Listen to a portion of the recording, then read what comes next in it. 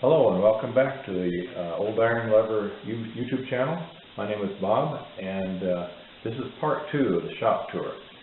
The part 1 focused on the machine shop, and part 2 is going to focus on what I call the auto shop. These are actually two separate areas of a pretty good sized garage. And rather than do a lot of automotive work, I really like doing the machining better.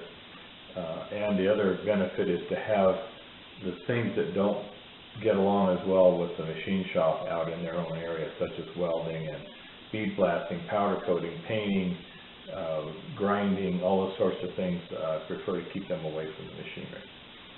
So first stop is the welding area, and this is just a little area just for fabricating whatever I need to fabricate that can be done on a steel bench.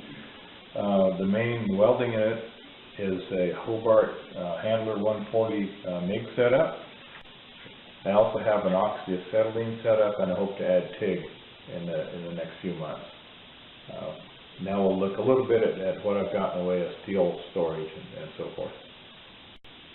And something that goes along with welding and all that is having a place to store metals for whatever future projects that you don't know what you're going to need.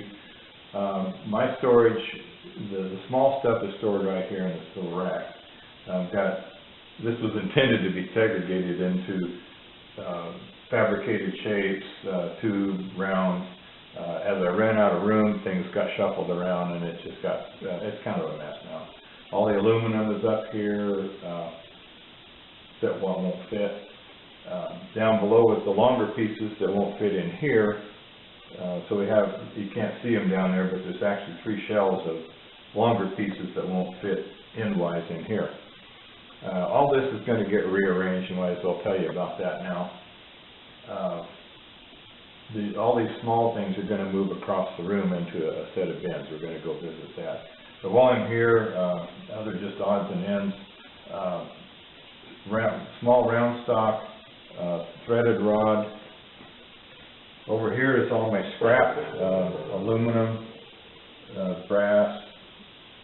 That's about all I try to keep. The iron isn't worth anything, and I don't remelt iron or steel, so we're going to just leave it like that.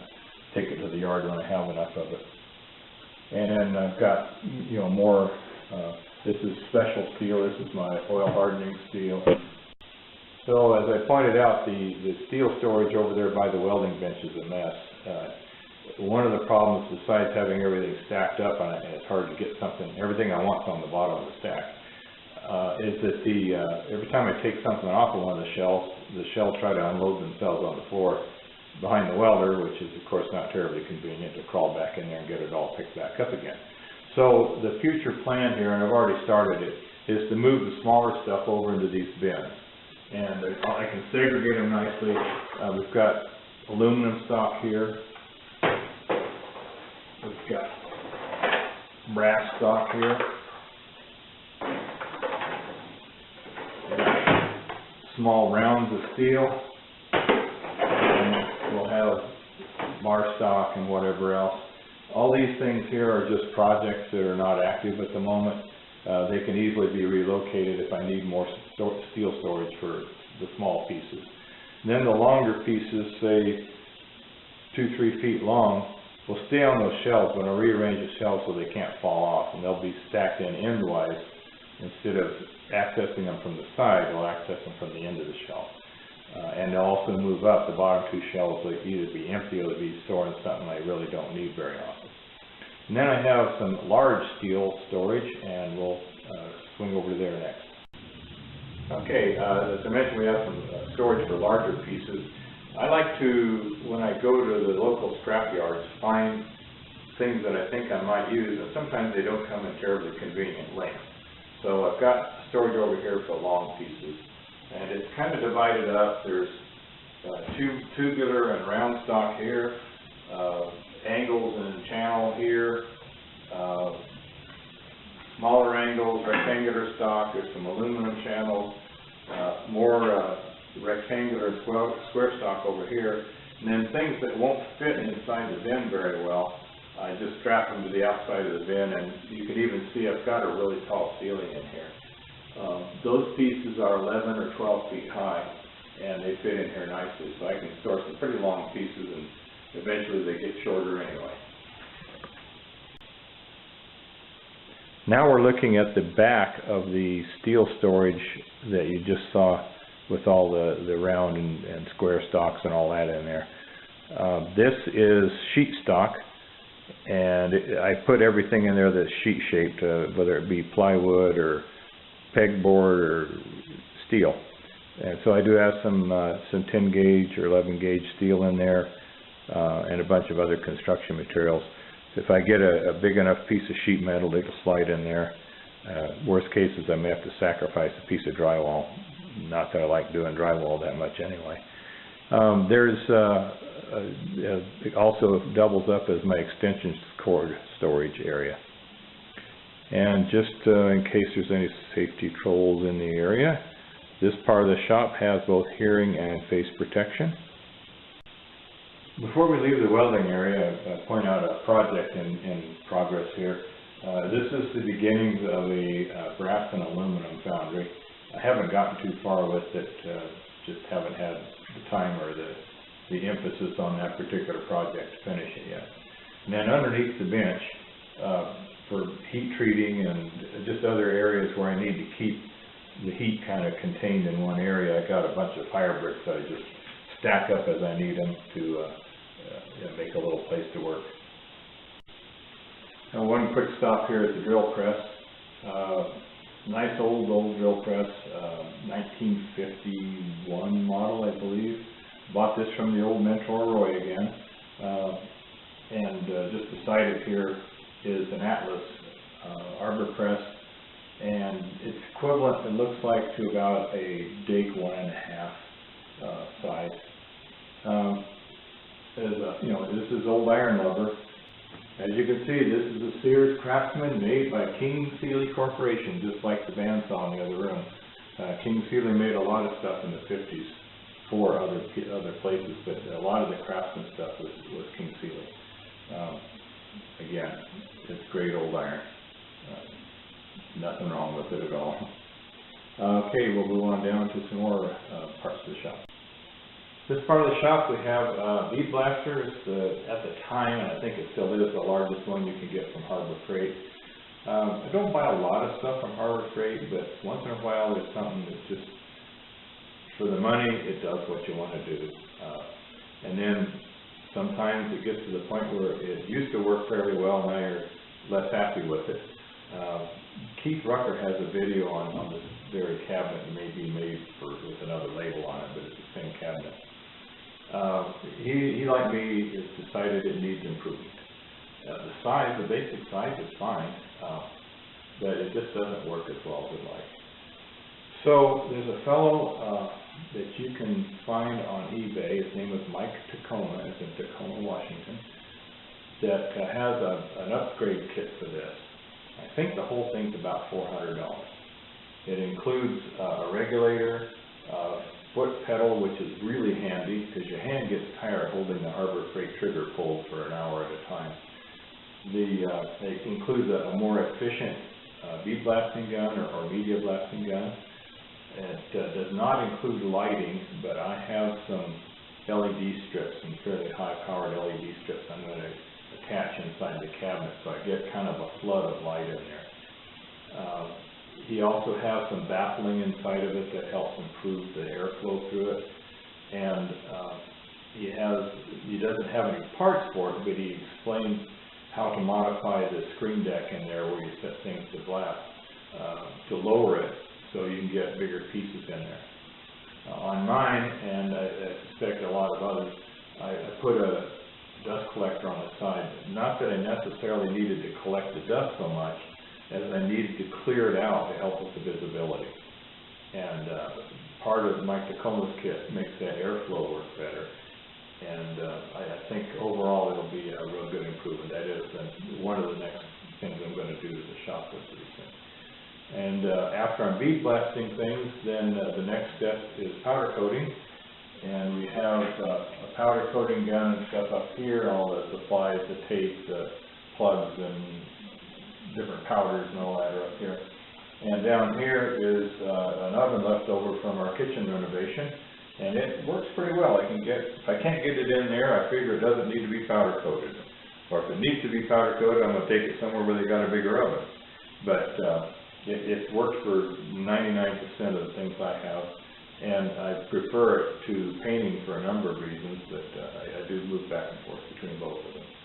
So eventually I'm going to take this cooktop off and replace it with just a deck. It'll be a working area for the powder coating gun itself, and I don't use it for anything, so just having the extra heat producers up there waiting to set fire on something I forget to set there. This is another one of the air stations, and it's a little easier to see here, so I'll kind of focus on this one a little more.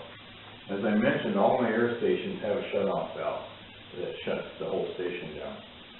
The whole shop is plumbed with 3/4 inch steel pipe, and it's locked tight. It does not leak at all. When I have these valves closed, the compressor will sit there for weeks without coming on. Once I open them, then I'm open to all the leaks that might happen with blow-off nozzle leaking a little bit, or a regulator, or one of these quick connects, or there's a myriad of things that can cause leaks. So just to save all that, I just turn it off when I'm not using it. And I've got 4 of these stations around the shop, and they all function similarly. They all come into a melt filter and regulator to separate out some of the moisture from the air. Now, we're in Colorado, you don't get a lot of moisture, so that's thankful. If you're in Georgia or something, you may have a lot more serious water removal in your system. Each individual station has a shut-off valve in case I need to change, want to leave something running while I repair a quick connect or a hose or something. One of these is for the bead blast cabinet, one of them is for a blow-off blow-off hose over down the corner. The last one has got a regulator on it to take the normal 100-pound setting I have on the filter regulators down to 3, 4, 5, 6 pounds in there somewhere to run the powder coat gun.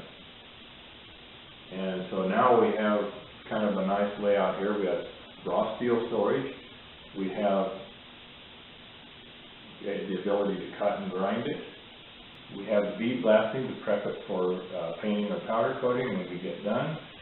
We have the welding to fabricate it. It's all out in this area. And again, the things that make the most dust and noise, or dust and trash on the floor to track in, are all over on the far wall from the rest of the house and the walkways to the house and all that. So the trash stays out of the way. Unless I'm actually over here doing something with it, I'm less likely to track things in. So same thing with the machine shop. The swarf producers are on the far end of the shop. If I track that in, it's because I had to be over there where the swarf is. If I'm working in some other part of the shop, I don't ever get over where the stuff is to be tracked into the house. I thought it would take just a minute to show a couple of items that are still in the small shop. They're just miscellaneous items. This is the dividing head, and it's an LW chuck. The chuck on it's an 8-inch. And the story behind that is, I found it on eBay. I knew I wanted a dividing head, and it was not terribly cheap. I think it was like $170, which probably is cheap. And after I bought it, I realized I got to get this thing home. And so I started checking around for freight companies, and there was all kinds of companies wanted to haul it for about $700. And I thought, well, I guess I'm going to have to let this go back to the original owner. I'm going to be out my money. And I accidentally stumbled on a FedEx site that could give me a quote. And I thought, well, give me a ground quote. Well, they gave me a quote for 3-day shipping. And I said, well, that's a couple $100. That's a whole lot better than the other places. So I went ahead and had it shipped. had them drop it at their warehouse or their depot so I could pick it up. And when I went to pick it up, they said, well, come in the office for a minute, we owe you a refund. I said, well, why do you owe me a refund? They said, well, it took us 3.5 days to get it here, and our guarantee was for 3 days, so the shipping's free. So again, I burned up some more good karma I've earned somewhere, and made out like a bandit on it. So that's the dividing head. The other related item for the mill is a rotary table. This is a 10-inch Yasu rotary table. It's in very nice shape. It's solid and it's smooth. About the only thing I've done to it is to open it up and clean the old grease out and re-oil it. So it actually is just a very nice unit. In this box is, you can see part of the Reimers that came with the valve grinding stuff. It isn't all for valve grinding, but it was just thrown in as part of the package. There are adjustable Reimers from as small as they go all the way up to 1.5 inches. You can see a lot of other Reimers in here. There's some tapered and all kinds of things in here. I don't have any real good idea how much all these Reimers are worth, but it's not cheap. And here we see it with a few more of the Reimers in the bottom of the box.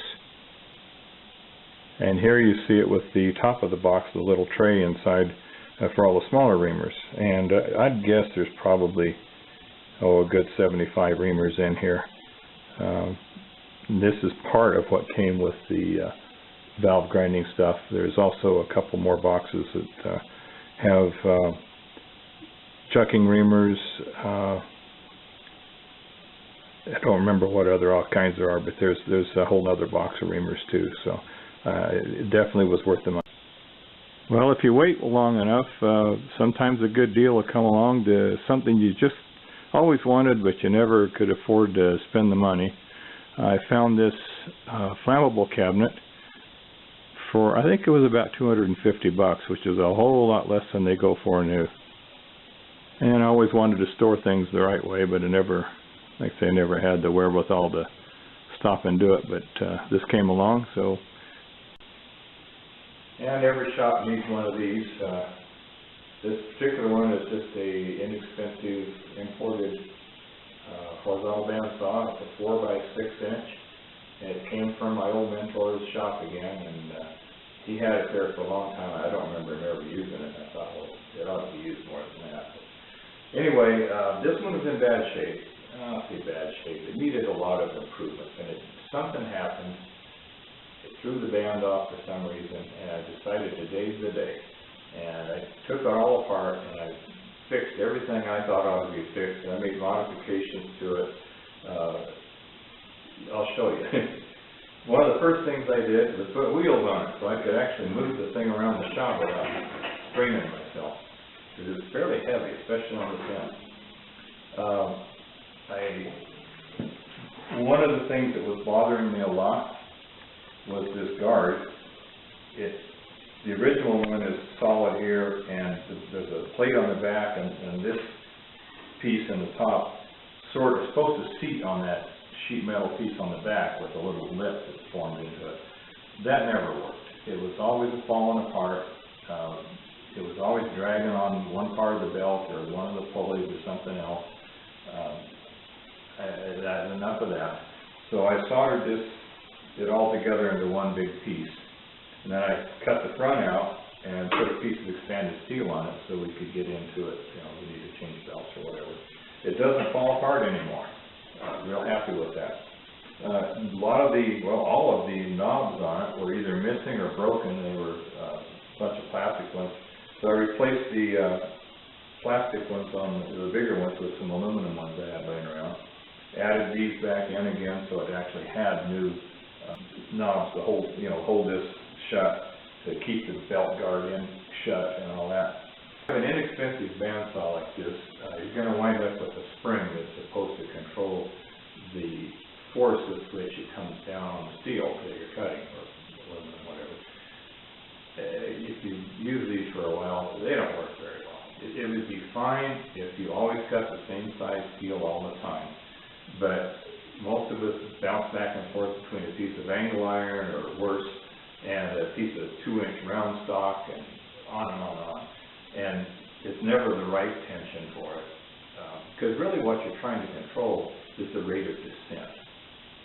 And to that end, I've seen some modifications written up in a number of magazines and websites about fixing that problem with the hydraulic cylinder that takes the place of all this mechanism here. And by running it on a hydraulic cylinder with a valve on it to control the flow, you get to the point where you can control the speed with which it drops and not the force with which it drops. The force if you have the spring off, it's going to drop with the maximum force this thing can provide due to the weight of the head. But really what you want to do is, especially on thinner materials, you don't want to force it down into the material too fast. You derail the blade, you sometimes will snag the piece of metal and pull it out of the vise here and all that. So that's one of my next operations is to get this replaced with hydraulic cylinders. I also made these longer so we have room to hold something that's very small right here on the end. And Dale Derry had a good suggestion of drilling and tapping this side and running a bolt through so you have something to hold this end when you're clamping something short on this end. One of the things that I thought ought to be improved is a way of setting up the vise on here so that it is perpendicular to the blade. Well, that's easy to do. You get the square and put it up against the blade, square up your vise, you clamp it down, and as soon as you need to move it to a 45 degree, then you got to use the other part of the square and you got to start over again. If you're cutting a frame or some sort of, I do a lot of things I build with 1/2 inch or 3/4 inch square tubing, and I got to cut a square end, I got to cut a 45, I got to cut a 45, I got to cut more square ends, and back and forth. And the easy way I thought to try to fix that was with a couple of pins. And I have 2 sets of holes. These are my 90-degree holes, and these are my 45-degree holes. So I'll kind of give you an idea how that works. Okay. This thing, if it's loose, you just slide it around. Drop the pin in, drop the pin in. It's set 90 degrees to the blade. So to do a 45 degree, I pull the pins out. I line up the holes here. We're set for 45 degrees. Spin the clamp in and keep on cutting. I need to go back to 90 again.